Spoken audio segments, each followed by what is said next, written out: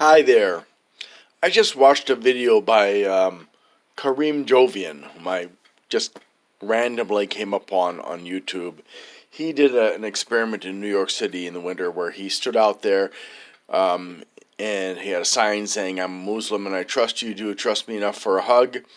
And he stood there with his arms wide open, waiting and waiting and waiting. And I don't know how long he actually spent out there. I didn't look to see if that was in the description, but the first person that's shown on the video to hug him is this man who literally just drops his shopping bags. I mean, I don't think they're groceries or anything, but he just drops his bags and he goes over and hugs Kareem, and it was just like New York City is not known for being a place where people are loving or willing to do something like that. And granted, several of the people who stopped and hugged him were also Muslims, but some of them were not.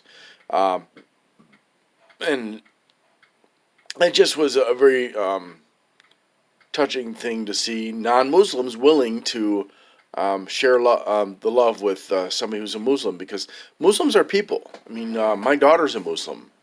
I'm not, but she is, and she despises ISIS, Al Qaeda, Taliban, and the other groups that are terrorizing people and murdering people. She says they're not Muslims. They're false Muslims. They are abusing Islam. But my point isn't Islam. My point is a larger picture. I stopped to watch one more video by Kareem, who I've never heard of, and he was talking about some trans person named Sabrina Prater on Twitter who is being devastated as she came out. Or he came out as whatever, I don't know. As she came out, she was being bullied and told horrible, horrible things, and put her in tears. And I don't use TikTok, but this problem is not limited to TikTok. It's not limited to social media. I've been seeing it the entire time I've been online, which I started in 1989, before the internet was a thing for the public. I've seen it throughout my life. This discriminatory behavior, the hatred, the bullying, the abuse, and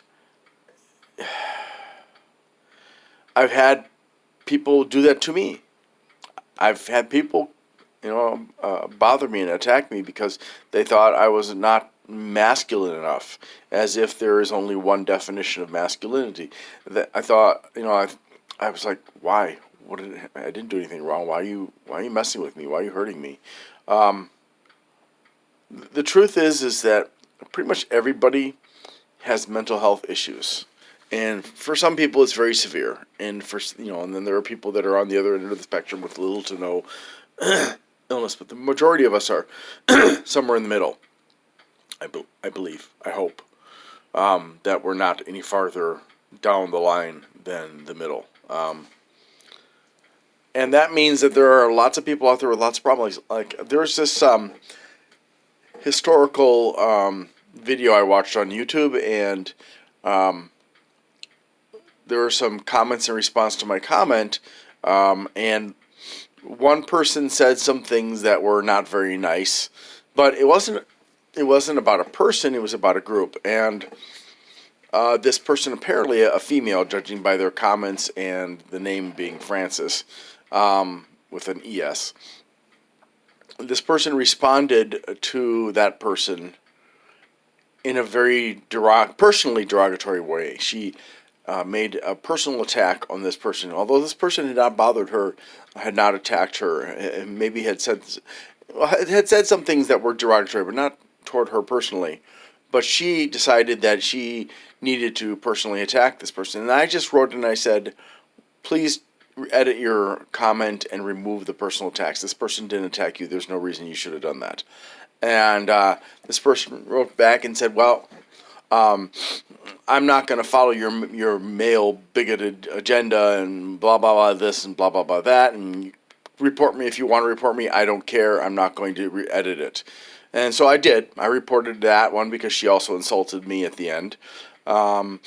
and I reported the one that I asked her to edit, and then she came back and she was rude again, and so I reported her again. And she seemed to think that I was the person who made the video or something. It just didn't make any sense because I was clearly not the video maker, and yet she said that your video. So I've lost friends because of mental illness. And it's just, folks, if we want to have a chance at the long-term survival of the human race, not to mention the planet, we need to learn to start treating each other respectfully and not allowing ourselves to be abusive. We cannot continue to behave the way that we are behaving and hope for a better tomorrow, much less a future for our children and grandchildren and so on. I realize that some of you are easily triggered by negative comments and you feel that you have to respond, and that you believe that you not only have to be abusive, but that you have the right to be abusive. The problem is when you're abusive towards somebody else, you don't solve any problems, you just create more problems. You're not going to get that person on your side. You're going to end up being reported, or you're going to end up hurting that person.